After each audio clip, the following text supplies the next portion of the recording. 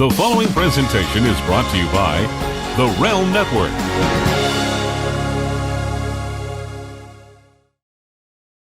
Hello, everybody. This is Vince Russo from a cabin in the woods on Lake Yogi, and I have to get right to it because I may lose him.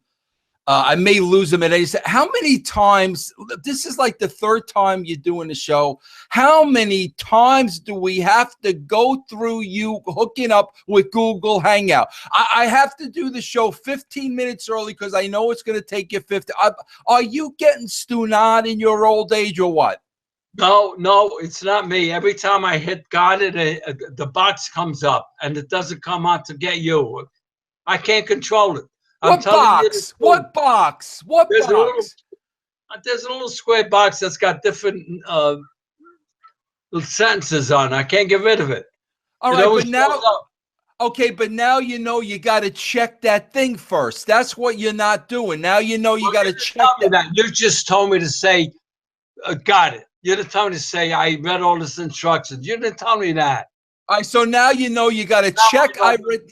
All right. I got to say, I read the instructions and then hit got it. Right? All right. You got a little chip on your shoulder over there this morning. Yeah, because you think I'm stunad, and I'm not stunad. I'm wide awake.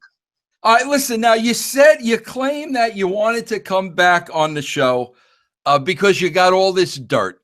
Oh. And because I told you, you can't come on the show unless you got dirt on the family. I give you assignments. You claim now you got all this dirt. So what kind of dirt do you have that you had to come on the show? I don't have any kind of dirt. Just that Debbie just keeps going with her girlfriend for walking, okay? Now, when you say girlfriend, can you clarify that?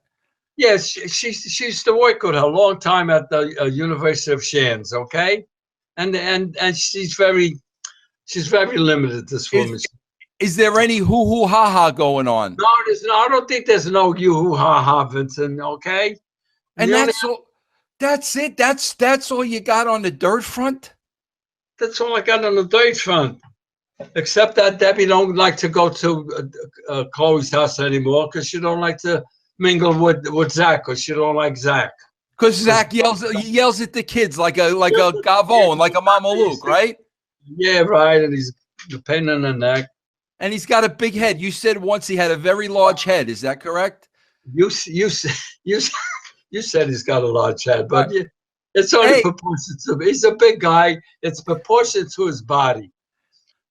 All right. All right. Hey, listen, I just saw real quick before I came on, Debbie posted a picture of her dog. I don't know of a dog. I don't know if her dog. Does it look a little bit like a bulldog?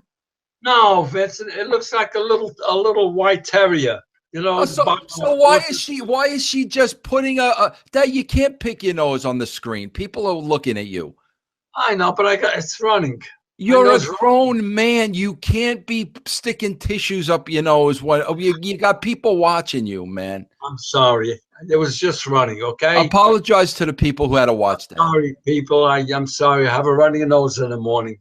All right, why would she just randomly put a picture up there of any dog? I thought that was her dog, and I said, oh, that's a cute dog. But now you're telling me it's some ugly terrier dog. That wasn't the dog. It's not ugly. I don't know the type he is. He's got a little curly tail. He's got a long snoot. He's a cute dog. I don't know what his breed is, but he's nice. Now, is it true that you told me that Debbie had to get another dog because she doesn't have any friends? No, she just wants company home because she's all alone all the time. But you said she's got the girlfriend now, I thought. Yeah, but she only walks with her after work. That's only about an hour. That's not friendship, Vincent. So what do you At least she's got a dog for company. What about you? Didn't you have a dog for company? Huh? When you were alone all by yourself when Amy was out? Let me ask the questions. Now, how you feeling lately? Last time you had a lot of aches and pains. You know, how you feeling these days? I understand now that's why the doctor wanted to take another blood test. He thinks I might have a thyroid problem. You're 86 years old. Of course you're going to have a thyroid problem. What do you think? It said it's not affecting my body and my neck and my pains. So I got to see him tomorrow and find out, because I took my blood test last Thursday. And even Debbie looked on a computer, and that's what it said. When you got thyroid problem, you might have trouble with your body, aches and pains, and your pressure goes up. And my pressure's been going up. All right? And I'm kind of worried about it now. Does the thyroid affect your brain because you're little Stugatz getting on the computer? Could that be because of the thyroid? No, that's not. I'm not Stugatz. I just didn't hit that thing. You never told me to hit. I read these instructions. Had I done that, I would have got you right away, Vincent. You're 86 years old. What kind of condition do you expect your thyroid to be in, for crying out loud? I want it to be 100%. Okay. So what happens if there's a thyroid issue? He's got to give you medication? I think so. I don't know, Vince. I'm going to see him tomorrow at 2 o'clock. So when did you find this out about the thyroid? The last time I went to see him, he mentioned it. And then why didn't you tell me? I thought I mentioned that. He said he thought. Menage me, you thought. You didn't tell me nothing. Well, that's what he said at that time. All right. Now, I'm going to find out when they called me 2 weeks ago to go for the colostomy, and I said no. Yeah. So you got a thyroid problem, and he wants to stick a camera up your ass. What does that got to do with the thyroid? That's one thing I got to find out, Vincent. I got to find this out with him tomorrow. Don't forget, he's a new doctor. He don't know my body like Dr. Vidal did. So right? You got to go back to the doctor tomorrow. 2 o'clock, yes. But how you feeling today?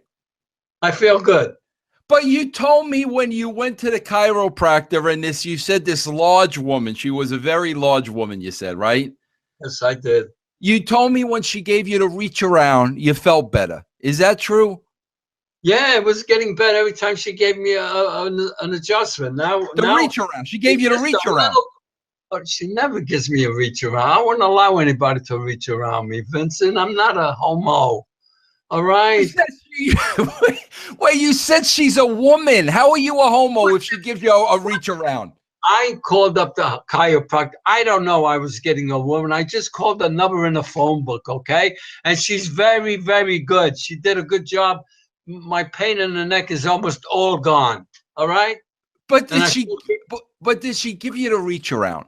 No, she did not. Again, you're going to ask the question. No, she did not give me a reach around, Vincent. How do you know? Did you maybe give me a reach around? All right. Maybe you were all relaxed and you fell asleep on the table, and then she gave you a reach around. No, because she really hurt me when she dug down my back and pulled my neck up.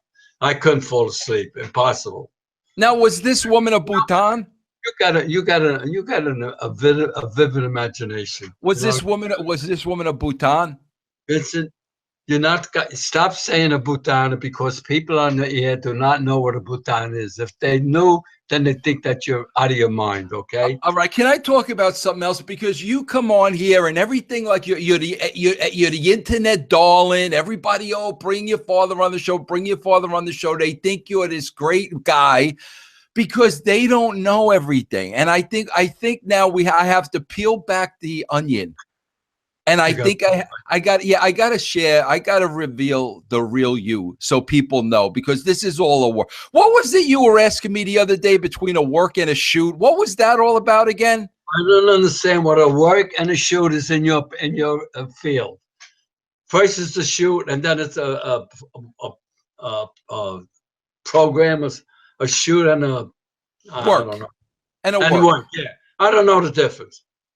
I thought the way I've read that thing 3 times in your book, and you told me that he left the yard with your hands. Him and Eric left the yard. Then how the heck did he pin him down? What yard? What yard were we in? You told me that they accepted the script, and you had to say, now that we're going to do the script, Eric, you and Hogan have to leave the yard, and you put with your left hand. Listen, what yard? What yard were we in a ball field? That's the way you put it. You have to leave the yard. Leave the yard with your left hand pointing to the right of your screen. Because how we're going to put the show on? How you going to pin How you gonna pin Macho? What's his name? Have you been hitting that rum candy this morning?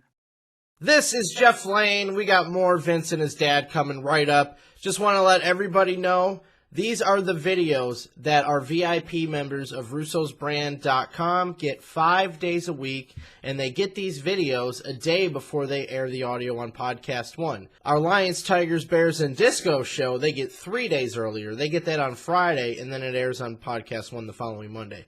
You can get all of this if you haven't signed up yet. All you got to do is go to russosbrand.com and click sign up for the RELM network. It is only $2.95 a month.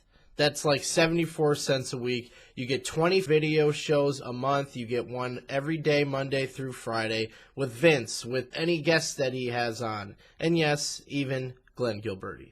So check us out, russosbrand.com. Give the RELM network a shot. Again, there's no commitment. You can cancel at any time. Let's get right back to Vince and his dad. Have you been hitting that rum candy this morning? No, I didn't even have breakfast yet. No, Because yes, what you said it. You're coming across very stunad this morning. I'm sorry. Because All you're right. giving me stunad, okay, Vincent? All right, listen, I want to ask you another question now. And you never answered the question, what's between a stint and what I call? A stint? What are you talking about, man? What stint? The show and the... No, I forgot the word. Speaking of stints, tell everybody how many stints you got in your heart. I got 4 stints. Yeah, maybe you'll put a stint in your thyroid. How about that? There's a dip between the 2 words you always use. Maybe you need to ask the doctor if he could put a stint between your ears so we can see if you got a brain in there. How about that? Yeah, that's a good idea. Now, can I get back to exposing you? Get in front of the camera. I am in front of the camera. Everybody thinks you're this nice guy and you're this saint and everything else, but I know you're making me like an idiot. Okay, I know differently. I know differently because I think we have to reveal the real Jim Russo. Now, is it true there's some old woman who lives in Ocala, and you were many widows? Yes. The one you were friends with her husband, right? And her husband passed away. What's her name again? The woman, Eileen or something? Phyllis. Yeah. Now, is it true that you drive Phyllis around town? You take her to Walmart to get her groceries. You take her to church, the whole 9 yards. Is that true? That's true. Yes. Okay. Now, is it true that every time a Phyllis steps in your car before you go anywhere, you put out your palm and she's got to pay you so you take her places? Is there any validity to that? There's no validity in that, and I told you a million times. She offers me the money for gas too many times, and I don't like to accept it. And she gets mad at me. She says, "I don't want to hear you because without you, I don't know where I would be. So don't give me no problems." I do not put my hand out. See, you come up with this innuendos that make no sense. You make up stories.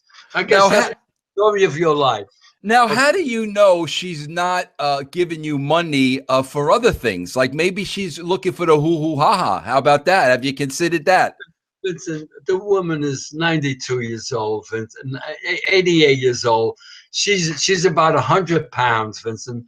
She's taking care of a sick daughter who's got cerebral palsy. And there's no way that she does hoo like you say. Okay, where do you come up with this? Does she have a good thyroid? I don't. She might have a thyroid problem because she don't put weight on. I don't know. All right, now let's reveal something else about you. You're talking about dirt. You really know how to throw up dirt, Vincent. What about now? Every other week, we got to go to Father Flanagan over there at the church. Father O'Doherty, Vincent O'Doherty. All right, and we have to okay. We have to confess our sins. So far. You still go to confession after all these years. Yes. Now, I do. why do you got to go to Father Flanagan? Why can't you confess to God directly? You're supposed to have a pipeline. Why do you go to Father Flanagan to confess? because that's the way the church is. That's the way our religion is. You got to go to confession. Okay. So what is some of the things you confess to Father Flanagan? What do you tell him? Listen, don't you think this is kind of personal stuff now you got to tell me about, Vincent? Go ahead. I like, okay, I like boobs, okay, Vincent? And you tell Father Flanagan, what does Father Flanagan say when Lucid he's thoughts. I have, what do you call it? See, you're making me. and what does Father Flanagan say when you tell him you like boobs? He don't answer to questions you ask. He said, well, he said, tell me to do my penance. And he doesn't say, oh, you're bad or anything like that. Every time I leave the confession box, he says, Jim, you're a good lad. And he shakes my hand. You think Father Flanagan? I have lucid thoughts, and I use our Lord's name in vain. Okay, those are my two sins. Do you think Father Flanagan likes boobs?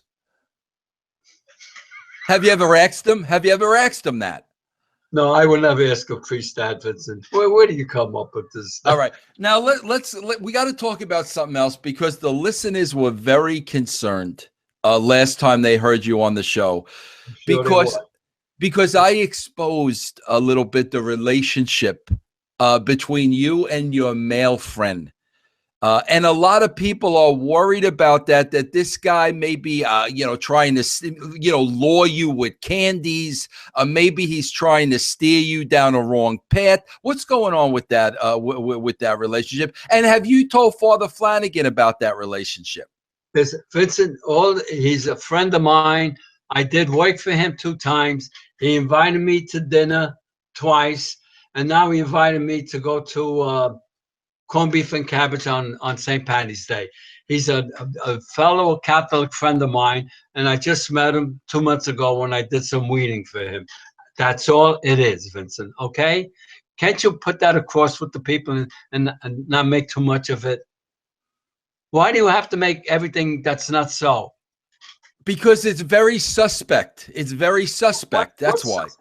In your days, didn't you have good friends like Beansy and Flounder and everybody in Indiana? Wait a minute.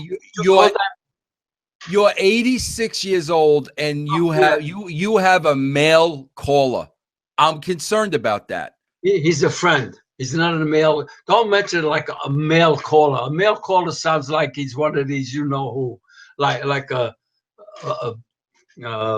This is a family show now. Watch your mouth, dude. It's a family show. Okay, now what's this about this big? You told me this week during the week, you told me you're going to this big dance, and you think there's going to be a lot of boutons at the dance. Tell me about the dance. Will you stop saying that word, please? Do your fellow listeners know what a bouton is, Vincent? Tell them what a bouton is. Go ahead, tell them. A hua. Okay, so stop saying they're who's just because they're single, okay? Yeah, I'm going on March 22nd. It's a New York club dance I just joined, okay? And they're going to have food and drinks and boutons. Oh God! Now, what are you going to do? What are you going to do if one of these boutons comes over and starts flirting with you and starts hitting on you? What are you going to do? Well, if she would ask me to dance, I'll probably dance with her, but that's as far as it'll go.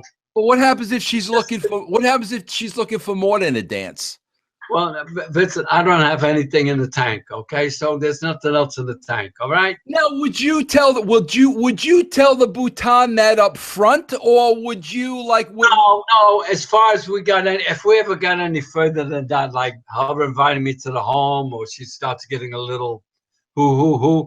I would say there's no passion there because I got nothing in the tank. So I would tell her that if we got that close, you know what I mean? If we. When's the last time you had a little you had a little movement down there? How many years ago? Oh, Vincent, 8-10 years ago. Now, can't rather than the doctor worry about your thyroid, can't he do something about that? Why can't he work on that? Because I went to a urologist, okay, about 4 years ago, and he went up my penis with this scope, and ever since that, I'm what's the word? Immune? Not immune. Limp. Lip. Yeah, lip. No, there's another word. When you can't extract.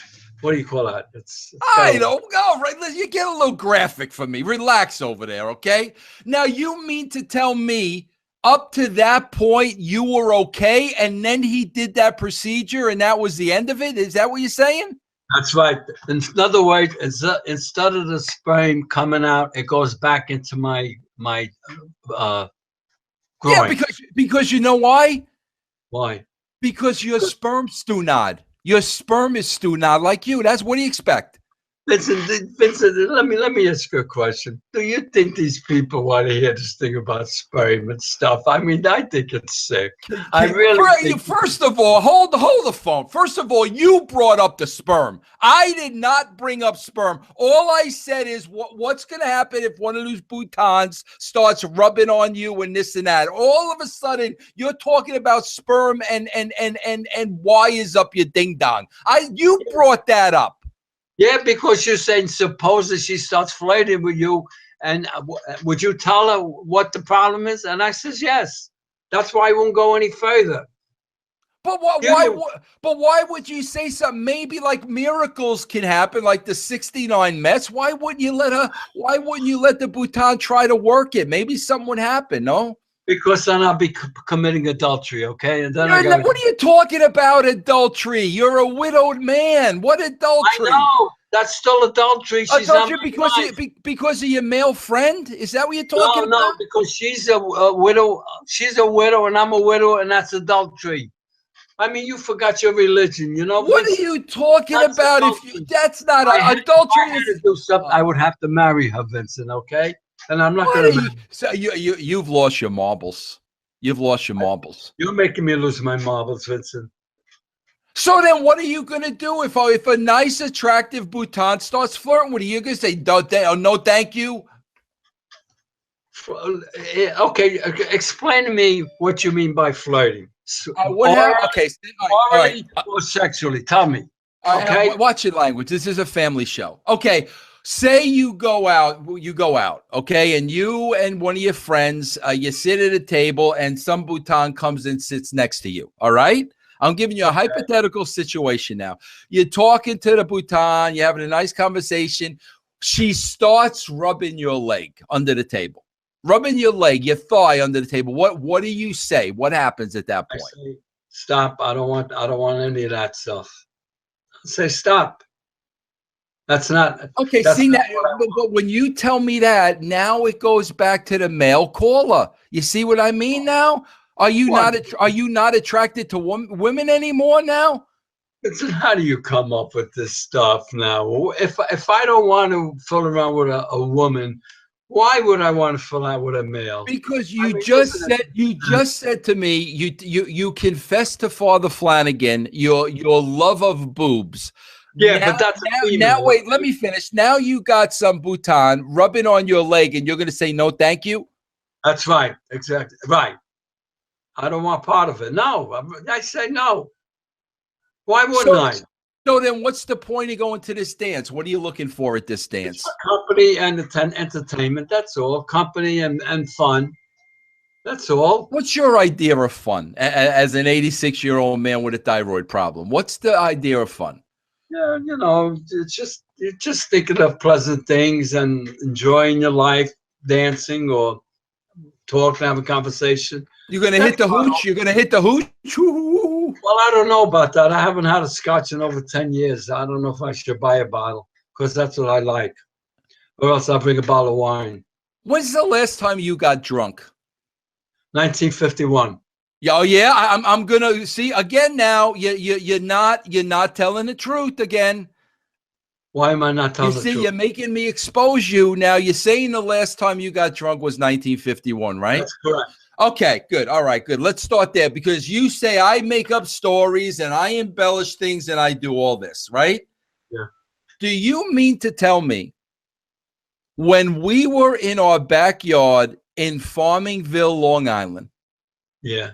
And Mr. Blanchard and Mr. Gardner were over there with us, and we were in the backyard talking, right? Having a nice, enjoyable day, right?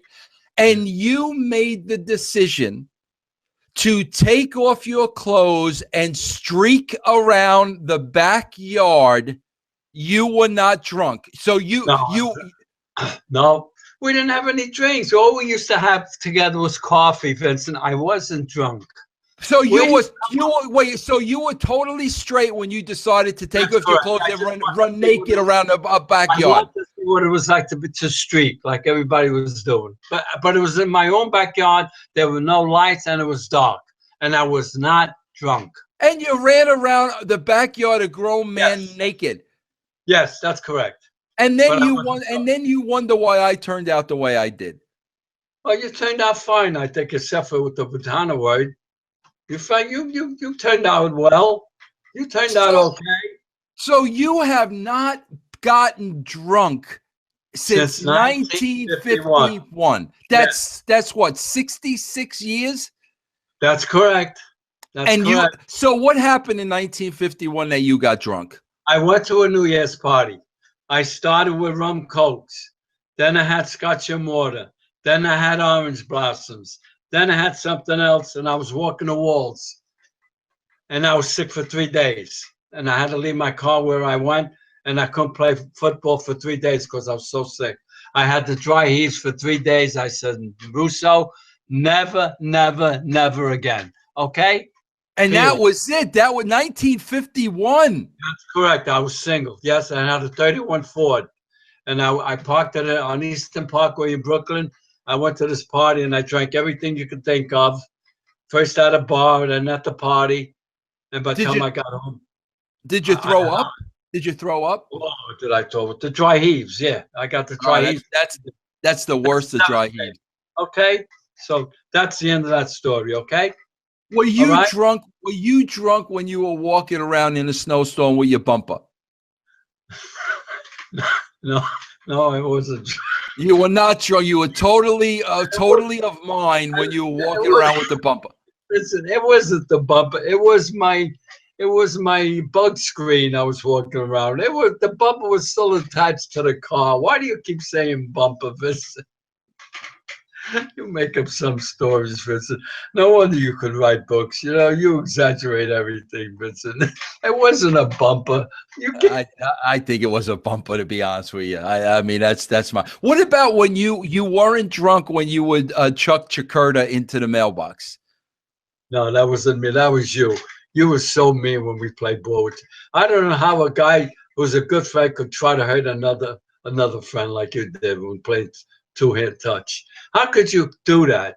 I would never throw Chiropractor into a mailbox. I would never try to. It was competition. You know, we had to win. But you don't try to maim a guy by throwing him into a mailbox. Okay, block him, but you know, give him a shoulder, but don't throw him into a mailbox, Vincent. That's cruel. You know, you're very vicious. Remember when you called yourself vicious, Vincent? That's a true name with you. Yeah, thank you. Okay. Hey, you know, I want to ask you a question. I want to ask you like two serious questions, and I'm being very serious now. And I hope they're not too personal. Okay? No, very serious. And I don't think we've ever had this conversation, but I think it's very important. I want to have a serious conversation with you, right? Okay. First of all, you know, outside of like menial jobs, you know, that you had, you know, prior to, you know, your full-time jobs, you know, working at Hazeltine and working at Airborne and working at how many years did you work at Airborne? 7. And how many years at Hazeltine? 20. Okay, so the 27 years, those were your two main jobs, right? Yes. Did you at any time ever hate those jobs? The latter part of my 2 years with Hazeltine, I hated it. Well, go ahead. But because my supervisor was a AH. But for 25 years, then, for a good part of 25 years, you went to work every day and you didn't hate your job. No, I didn't hate my job. No. But was it what you wanted to be doing? I mean, were you ever sorry you didn't pursue something you really wanted to do? Yeah, I was sorry that I didn't go to college. in 1948 when my brother begged me to. I wanted to be something better, but I didn't know what I wanted to do. But I didn't want to go to college, and that was my big mistake. Why were you so opposed to college? Because I hated high school because I used to worry about my studies, worry, and I couldn't handle it. Okay, so what brother was it? Judger? Your judger, yeah. Judge. If Judger was telling you to go to college and you said no because you weren't a big fan of school, like what was your game plan at that time? What was it that you wanted to do? Like, okay, I'm not going to go to college, but I'm going to do this. What was that? I just wanted to get a job at a telephone company.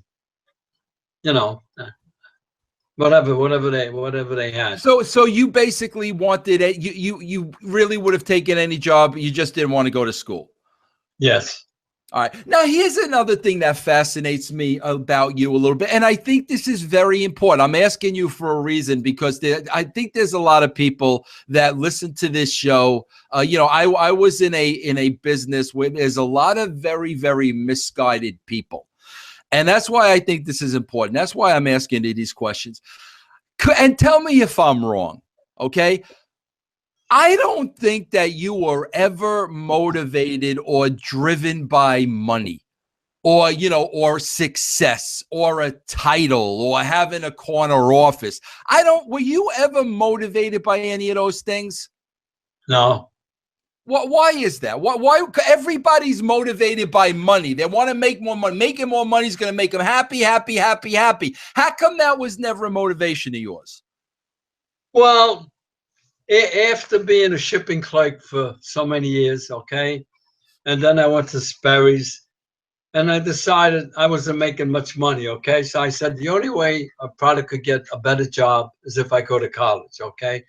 So when I was in my late 50s, I decided, listen, if I want to buy a house and I want to make more money, I got to go to college because they only want college people for the high-paying jobs, and that's what I did.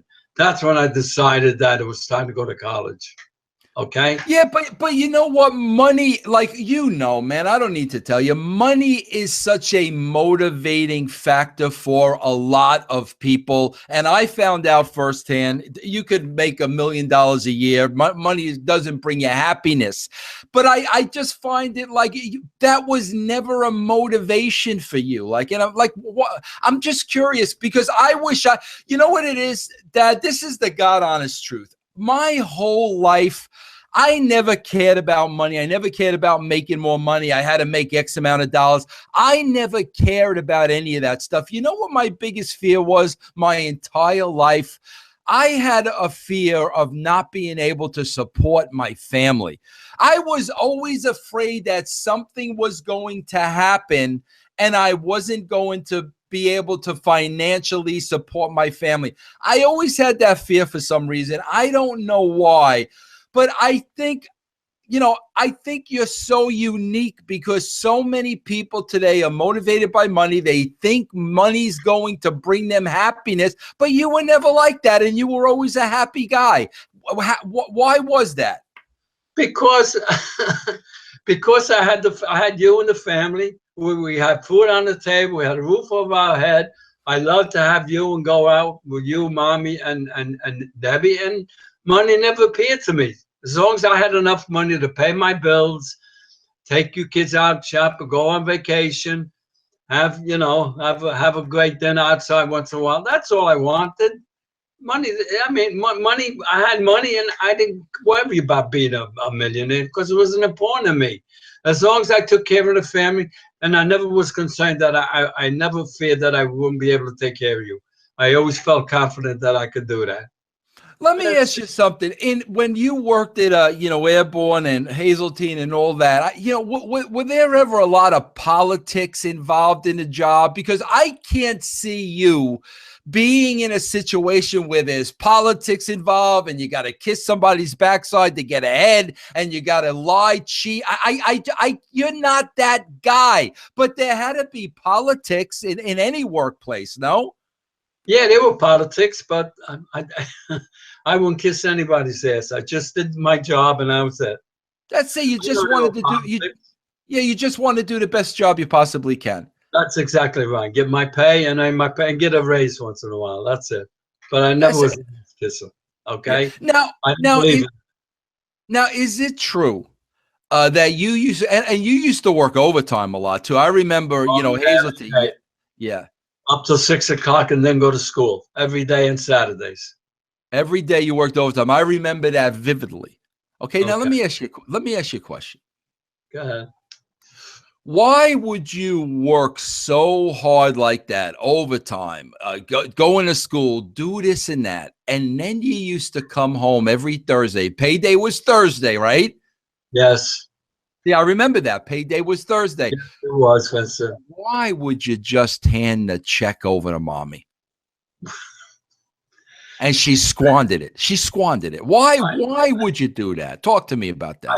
I don't know. I thought it was a man's job to give the woman the money so she could pay the bills and do the shopping. I just didn't know any better. I figured that was the thing to do. I'm unique in that way. I don't know, Vincent. That's why we never had a big bank account, because every time mommy saw something, she had to have it now. She squandered it. She squandered it. Yeah, that's true. Like Alice. Ralph drives the bus up and down Madison Avenue, and Alice squanders the money. Yeah, that's true. I gave her the whole check. Yeah, that was a mistake. Okay. Now, let me ask you this. When you look back on all that, when you look back on, you know, the 27 years, you know, not motivated by money, you just wanted to do the best job that you could do and move on, and tell everybody, because I think it's very inspiring. How old were you, not only when you got your degree, but then you went on to get your master's degree? How old were you when that happened? Well, I got my bachelor's in 80, and my master's in 83. So, well, how old was I? 83 from 31. What was I, about 60 some odd years old? 83 from 31 is you were 52 years old when you got your master's degree. I was 52. Okay.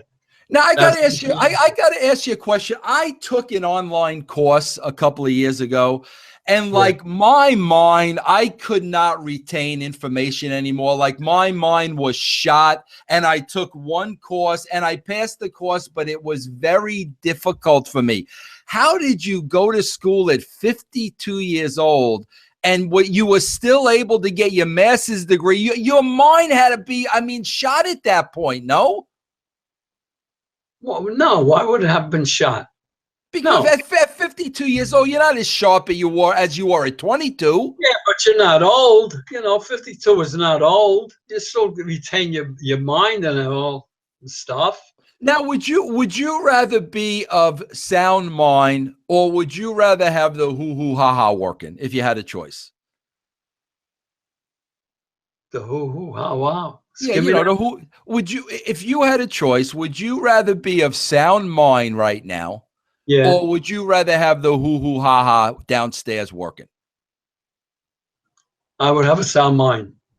Before the hoo-hoo ha-ha? Yeah. Yeah. All right. Let me ask you this, Dad.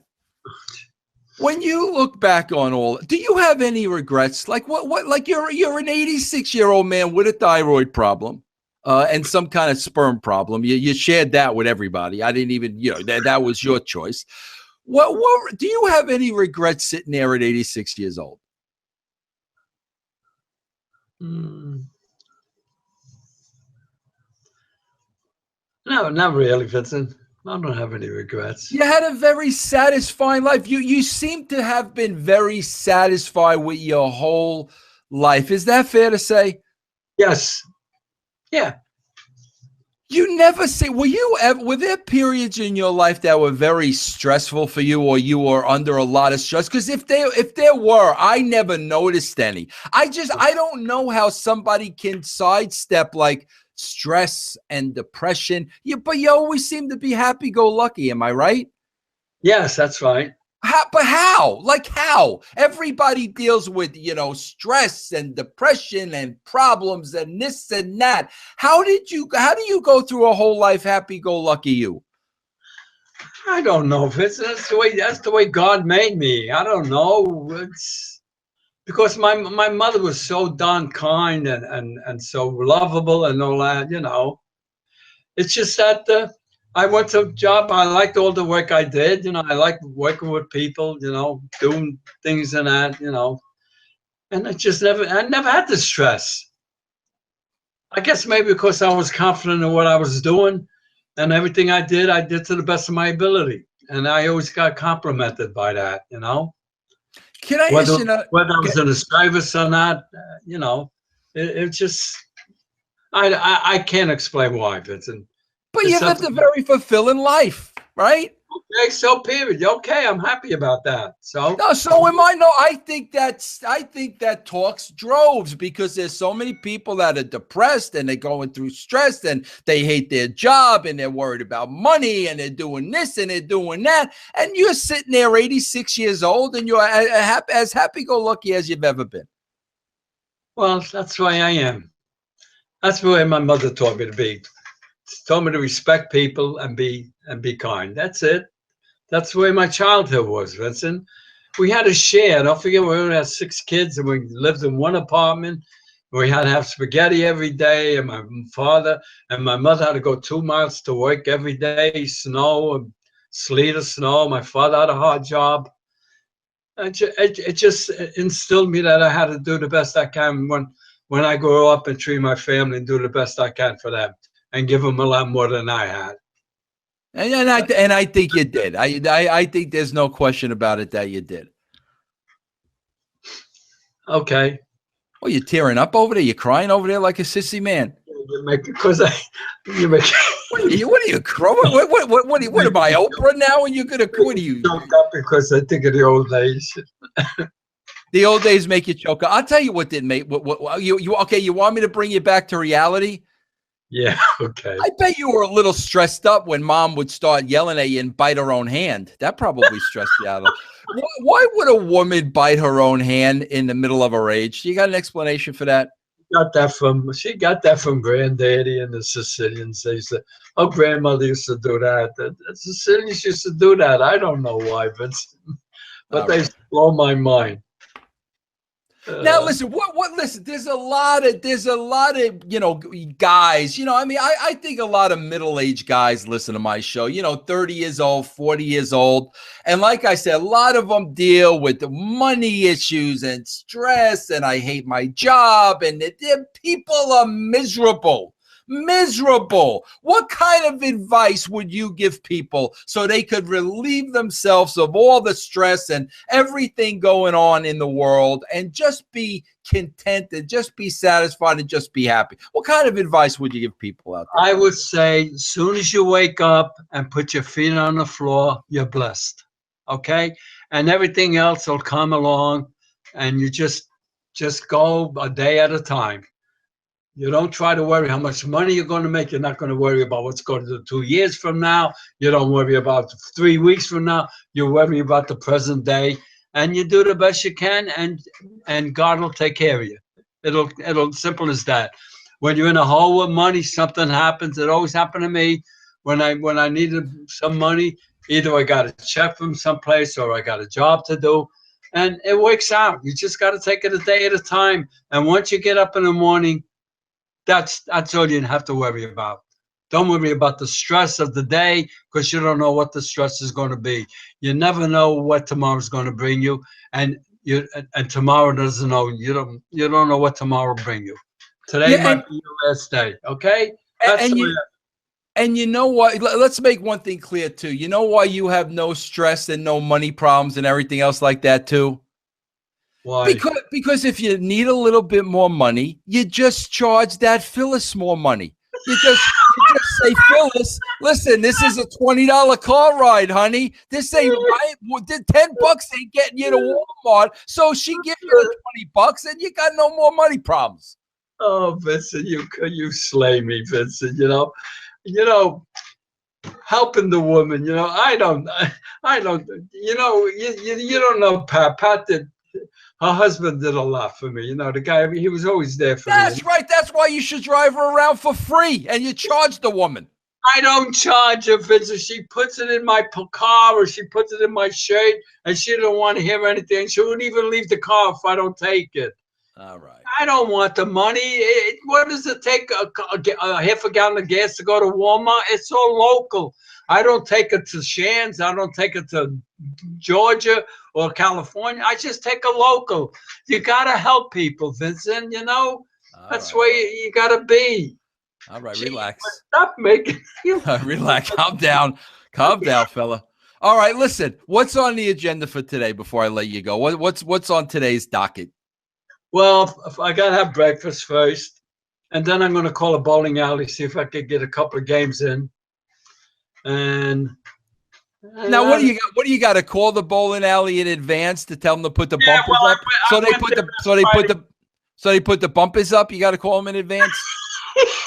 I don't use bumpers, Vincent. No, I got to call it because last week I went there and I couldn't get an alley. I had to make that trip for nothing. So I want to make sure I get an alley. I was told I could go anytime, but that wasn't true.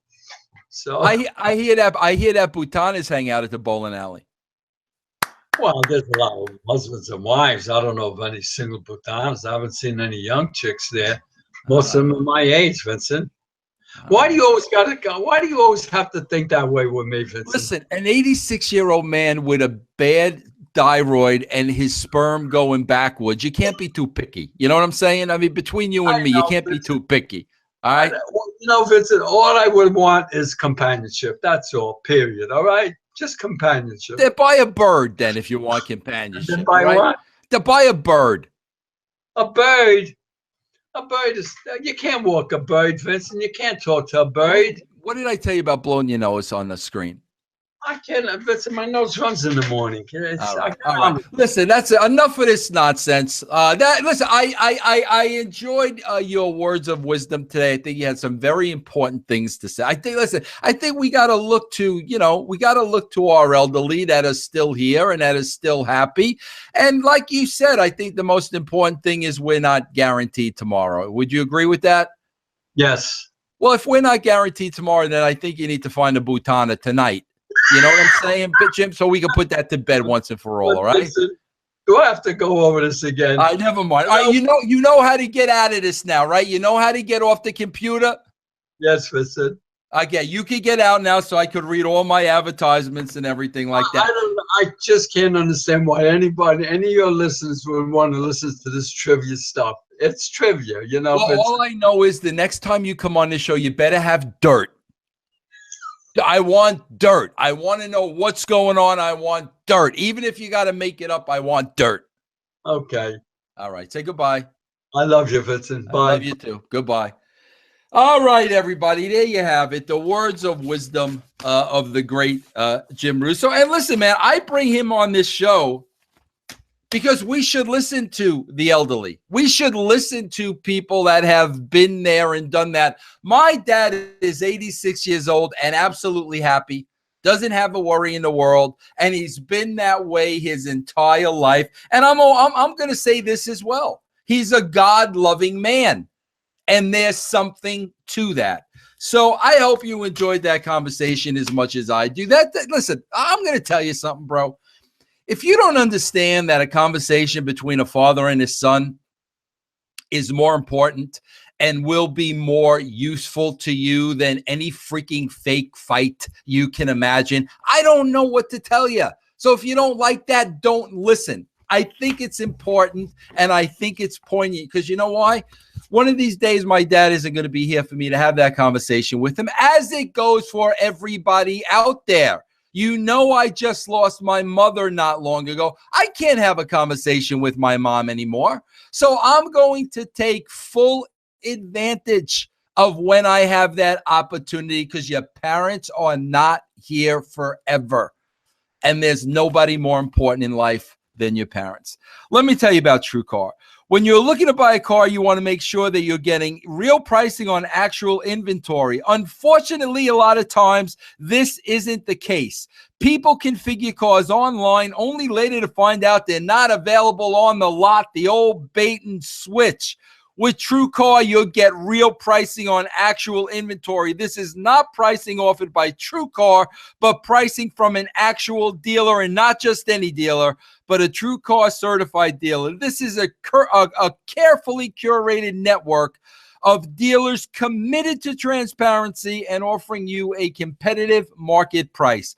Using TrueCar, you can easily find the car you want. TrueCar will show you what other people in your area paid for the car so that you're looking for. So now you'll know what a fair price is, and you'll feel confident when offering that price. Over 3 million cars have been sold to TrueCar users by the TrueCar certified dealers nationwide.